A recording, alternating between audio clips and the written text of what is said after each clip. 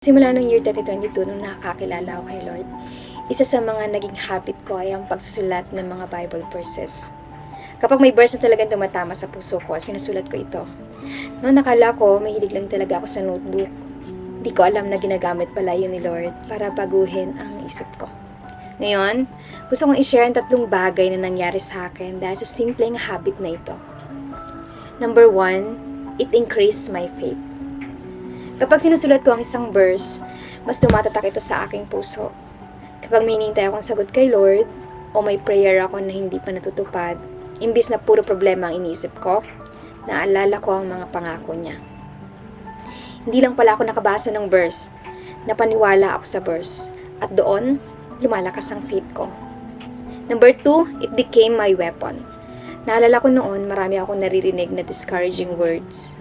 Mula sa mga tao, mula sa mga nasa paligid ko. May mga nagsasabing hindi na mangyayari, may mga nagsasabing imposible. Pero dahil alam ko ang sinabi ng Diyos at naisulat ko iyon, mayroon akong panlaban. Kapag may negative thoughts, may word of God akong sinasagot. Hindi opinion ng tao ang huling salita ng Diyos. Kaya nga sabi sa Ephesians 6, the word of the Spirit is the word of God. Number 3, it became my default mindset. Ito siguro ang pinakamagandang epekto. May mga pagkakataon kasi na hindi ko alam ang gagawin. Halimbawa, may churchmate ako na nakasakit sa damdamin ko. Imbis na gumante, bigla ako naalala ang sinabi ni Apostle Paul, magpasensyahan kayo sa isa't isa. Hindi ko na kailangang hanapin pa sa Bible kusang pumapasok sa isip ko. Bakit? Kasi hindi ko lang siya nabasa, kundi nasulat ko pa siya. And sa totoo lang, hindi naging madali ang habit na ito. May mga araw na tinatamad ako, may mga araw na parang wala akong gana, pero habang tumatagal, naging normal na siya.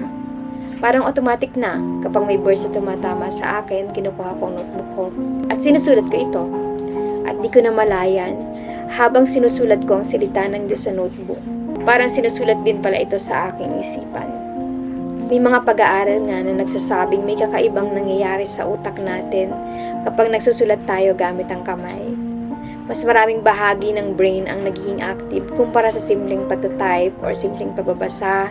May isang study pa nga sa Tokyo University na nagsasabing mas mataas ang recall ng mga nagsusulat. At kung ganito kalakas ang epekto ng ordinaryong pagsusulat, mas lalo sigurong powerful kapag sinusulat natin ay ang salita ng Diyos. Ngayon, gusto kitang i-challenge. Hindi mo kailangang magsulat ng isang chapter. Magsimula ka lang ng isang verse.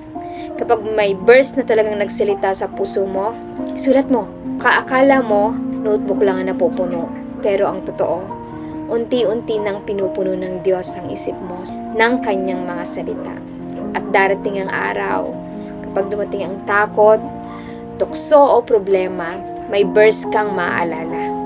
Dahil ang sinulat mo noon, siya rin na magiging sandata mo balang araw.